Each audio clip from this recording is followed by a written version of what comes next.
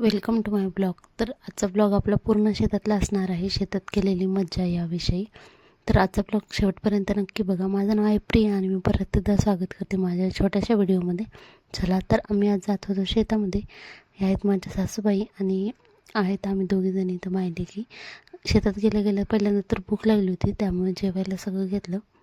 घरूनच सगळा डब्बा वगैरे बांधून आणला होता आणि शेतात जेवणाची मजा काय तर वेगळीच असते. छान मस्तपैकी जेवण केलं आणि त्यानंतर मग आम्ही गेलो बोराच्या झाडाखाली.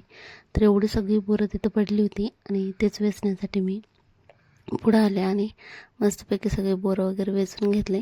बघा किती सगळे बोरं आहेत आणि पलीकडच्या बाजूने तर अजून होते जे की झाडाझुडपात पडलेले होते, पण ही जास्त गोड अशी बोर नाही आहे, थोडीशी आंबटच आहे. तर एवढी बोरं जमा केली मी हातात उंजईमध्ये. कलर किती छान दिसतोय आणि वातावरण पण खूप छान झालं होतं तिथं. त्यानंतर मग चिंचा तोडायला गेलो. आता या चिंचेचं काय करणार आहे ते तुम्हाला पुढं बघितल्यावरच कळेल. तर इथं माझी लेक म्हणत होती, मम्मा मी तुला मदत करू का चिंच तोडायला? अगं म्हणलं तुझा हात नाही पोचणार तिथं. मस्तपैकी जी कोणी शहरात राहणार आहे ती या गोष्टी सगळ्याच मिस करत असतील आणि मला पण तिथं गेल्याच्यानंतर या सगळ्या गोष्टींची खूप आठवण येते. हे सगळं करण्यासाठी शेतात यायला खूप एकदम बरं वाटतं, काम करण्यासाठी नाही. तर इथं आमचं चाललं होतं मस्त माझ्या लेकीचा एक व्हिडिओ काढायचा. तर छानपैकी मस्त असा व्हिडिओ काढला आणि त्यानंतर बघा इकडं या मागच्या बाजूच्या झाडाला किती सगळ्या चिंचा लागलेल्या आहेत. खरंच खूप छान वाटत होतं. आणि त्यानंतर ही जी बोरं आहे ती गोड आहेत, पण ह्याला जास्त बोरं लागली नव्हते, त्यामुळे मी हलवून काढायचा प्रयत्न करत होते, पण तो काय अयशस्वी ठरला, कारण एकही बोर खाली पडलं नाही.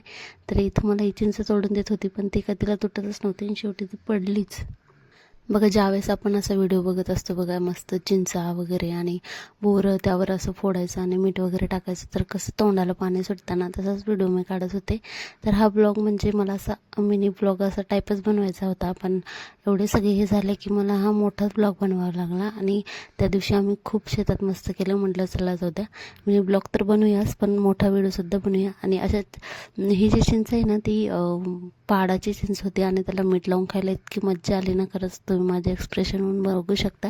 एकदम अशी आंबट गोड अशी चिंच होती ती, खूप जास्त आंबट पण नाही. आणि मी खाल्ली, त्याच्यामुळे आरूला आणि माझ्या पुतण्यांना दोघांना पण त्या चिंचा खायच्या होत्या. त्याच मी त्यांना फोडून देत होते आणि तिकडून जाऊन त्याला स्पेशली मीठ आणायला लावलं होतं मी. तर इथे बघायचं मीठ टाकलेले आणि आम्ही खातोय म्हटल्यावर ही काय महाग राहणार आहे का, हिलासुद्धा चिंच खायची होती, त्यामुळे तिला मी अशी करून दिली. तर तिने थोड्या वेळ फक्त ती हे केली, तिला काय ते जमलं नाही. तर एक्सप्रेशन तिचे पण बघा किती क्यूट आहेत. जेव्हा आपण शहरात असतो ना तेव्हा मला असं वाटतं की सगळ्यांनाच वाटत असेल की आपण पण गावी जावी, तिथं पण थोडंसं एन्जॉय करावा, छान शेतात असं काहीतरी बांधून घेऊन जेवण करावं. तर इथं अंगातच म्हणजे आरूचं चाललं होतं की मी तिला म्हणत होते, किती शांत बसली तू, काहीच बोलत नाही. तर ती मला म्हणत होती, अगं मम्मा माझं तोंड दुखते त्यामुळं मी बोलत नाही काहीच. आणि इथं काही स्पष्ट आवाज आला नाही, त्यामुळे मी व्हॉइस ओव्हर करून सांगते की लातूरची भाषा ऐकायची का तुम्हाला? तर आरू मला ऐकून दाखवत होती. तिला विचारलं मी काय करते गं? तर म्हणते काय नाही, जे बसले हो गं, बसले हो, करायले हो, जेवायले हो. ही लातूरची भाषा. आणि हे फक्त लातूर म्हणजे लातूरचे लोक कुठं जरी गेले तरी त्यांना ते समजेलच की हे लातूरचे आहेत त्यांच्या बोलण्यावरून. आणि हीच ती भाषा इकडची शिकलेली. मी जास्त इथे राहिलेलं नाही त्यामुळे मला काही ही भाषा जास्त जमत नाही, पण आरू लवकर शिकली. 5-6 महिन्यातच ती एकदम परफेक्ट शिकलेली, कारण तिला प्रत्येक शब्द हा इकडचा एकदम व्यवस्थितपणे येतो. तर इथं बहीण भावांचं बघा काय चाललेलं आहे, मस्त माझ्या ऊस आणला होता, म्हणतात मी तिला आरूला घेऊन जातो असंच.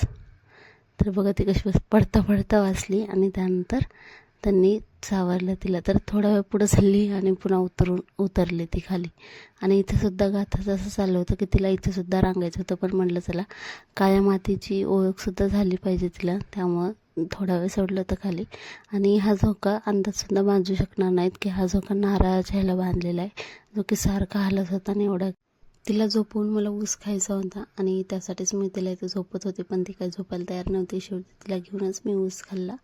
तर ऊससुद्धा खरंच एकदम गोड आणि मऊ मऊ असं एकदम ऊस होता आणि ते खायलासुद्धा मजा आली. तर मी ते खाते म्हणून तिलासुद्धा ते पाहिजेच होता, तर तिच्या हातात होता बघा ऊस आणि ती खात होती ते.